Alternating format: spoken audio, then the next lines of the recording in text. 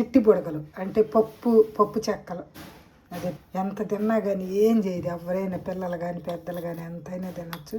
తింటుంటే ఇంకా తినాలనిపించే అంత టేస్ట్. ఇప్పుడు దీనిలోకి కొంచెం అల్లం, కొన్ని వెల్లుల్లి, కొంచెం జీలకర్ర, పచ్చిమిరపకాయలు వేసి మిక్సీ పట్టుకొద్దాం. ఇది ధనియాలు.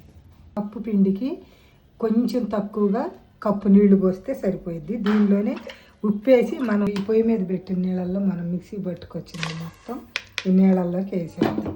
పిండిలో ఒక 50 గ్రాములు వెన్న మరిగింది. దీనిలోకి పిండి పోసి కలపాలి. కట్టేసి పిండి పోద్దాము.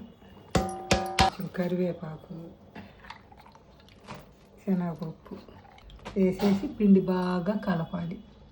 పిండి ఇలా కలిపేసి కొంచెం సేపు మూత పెడదాం.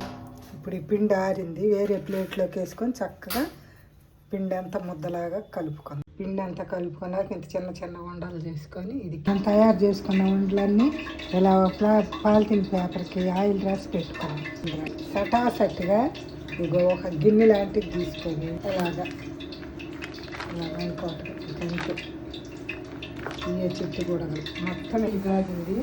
మనం చేసి పెట్టుకున్న చెక్కలన్నీ ఇలాగా వేసేసుకుందాం మొత్తం. ఇగో చూడు ఇలా చేసాను.